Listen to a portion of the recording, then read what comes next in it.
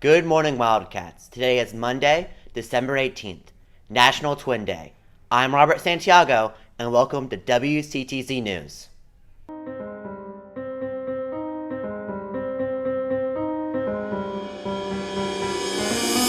Today's episode of WCTZ News is sponsored by Brevard Business News. The Key Club will be hosting a toy drive for the Children Advocacy Center this Christmas. Tomorrow is the last day to drop off any gifts in attendance. The Young Leaders Conference is a UF student-led event that guides high school students through a variety of workshops intended to enhance their leadership skills while interacting with the UF campus. The conference is at UF from Friday, February 2nd through Sunday, February 4th. Please scan the QR code on screen if you're interested and see Angela Felbush in the Media Center for more information.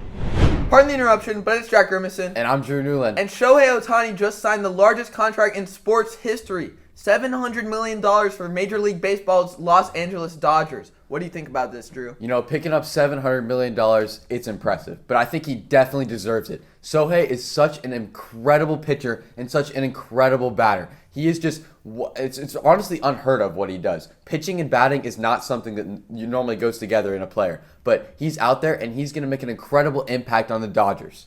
I think that's a good take, Drew, but I don't think you can overlook Shohei's elbow injury last year. He has had 2 Tommy John surgeries on his throwing arm, and that's just disastrous for a pitcher. He may never pitch again, and if he doesn't, I don't think that $700 million is going to be worth it for a designated hitter. You know, I think the answer to your question there, Grim, is the $700 million.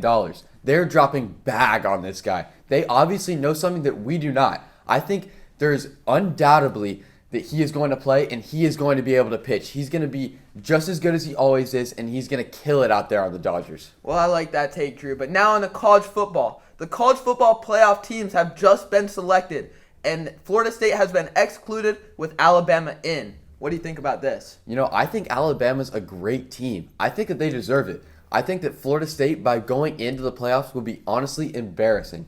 I think that they would be getting destroyed by these top 4 teams.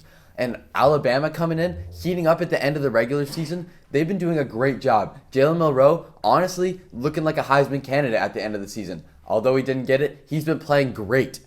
You know what, Drew? I know everyone wants to discount Florida State this year after Jordan Travis's injury. But you know what? They're still undefeated. Tate Rodemaker stepped in and led Florida State past the Gators. And then third stringer Brock Glenn came in and led them past that top 15 Louisville. Their defense and their playmakers on offense like Johnny Wilson, Keon Coleman, and Trey Benson are always going to carry them. And I think it's just a disgrace to the sport that they didn't get into the playoffs. You know, they didn't get into the playoffs. That's the end of the question. There's nothing that we can do that would get the committee to redecide their answer. And for that reason, I'm taking Alabama to take the national championship this year. Jalen Milroe, he's going to keep heating up. He's going to keep playing great. Their offense looking phenomenal. Their defense looking phenomenal. I think they're going to be able to take Michigan and be able to take the national championship. Well, Drew, for the Natty, I think I'm going to have to take Washington. Washington is still undefeated, and they have a Heisman candidate quarterback.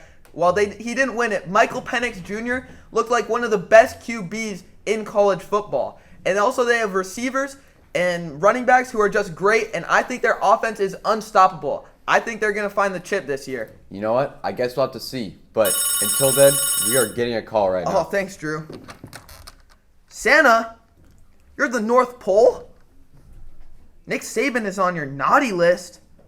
Well, I think that's just great, Santa, but also thank you for the stats.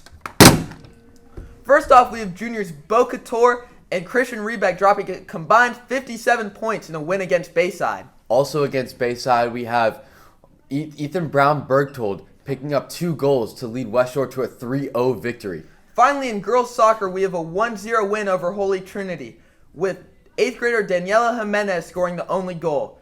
Great job, Wildcats. Back to you, Ank. Hey Wildcats, thank you for a great first semester and hoping for an even better second one. We hope you have a happy holidays and a happy new year. This is WCTZ signing out for the year. Today's episode of WCTZ News is also sponsored by Remax Elite. Juniors and seniors, Manatee Elementary's 5th grade classes will be making their annual trip to Camp La Noche on March 12th, 13th, and 14th. They need responsible student leaders to volunteer as counselors. Please see Coach Riopel for more information and the necessary paperwork.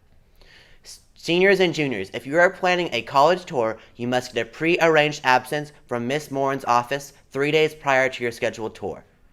Thank you for tuning in to today's edition of WCTZ News, sponsored by Brevard Business News and Remax Elite. I'm Robert Santiago, and have a wonderful day, Wildcats.